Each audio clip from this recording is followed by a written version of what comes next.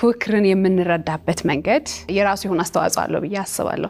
በመልካም ከተረዳ ነው የምንጠቀምበት ነው። በመጥፎ ካሰብነው ደግሞ ልክ እንደዛው ይዞ የሚመጣው ነገር የከፋ ነው ብዬ አስባለሁና እንደው የሚባል እኮ አባባል አለ አይደለ? ተፎካካሪዎቻችን ጠላቶቻችን አይደሉም። ይልቁንም ክፍተታችንን ድክመታችንን የሚያሳዩን ናቸውና ወደ ልህቀት ወደ ስኬት እንድንደርስ የሚገፉን ናቸው። ተፎካካሪዎቻችንን ጠላቶቻችን አይደሉም ካልን እናቀርባለን ወይ ማቅረብስ አለብን ወይ እናቀርባለን የሚለው አንድ ሌላ ጉዳይ ነው። ግን እኔ በራሴ ለምሳሌ አብሮ አደጎቼ ወይም አብረውኝ የተማሩ ጓደኞች ምን ላይ ደርሰዋል ብዬ ሁሌ ወይ ታያለሽ ወይ ትሰሚያለሽ ወይ ደግሞ እነሱ ምን ላይ ናቸው የሚል ነገር ጥያቄ ይመጣል።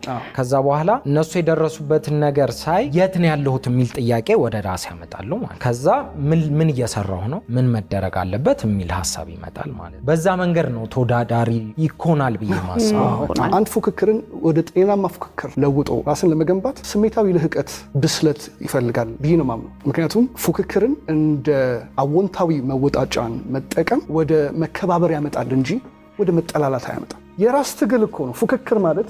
ጤናማ ፉክክር ወደ ራሳችን ተመልክተን እንዴት አድርገን ራሳችንን ለውጥ ነው። በተዘዋዋሪ መንገድ ምን እያልን ነው? ተቀናቃኛችን ወይም ተፎካካሪያችን የራሳችን የጥራት መስታወት፣ እኛ ራሳችን የምንቆጣጠርበት ራሳችን ጎልተን እንድናወጣ የሚገፉን ጠቋሚ አስተዋጽኦ የሚያደርጉልን ሰዎች ናቸው እንጂ እኛን የሚጎዱን ወደ ታች የሚጎትቱን ወደኋላ የሚያስቀሩን ሰዎች አይደሉም።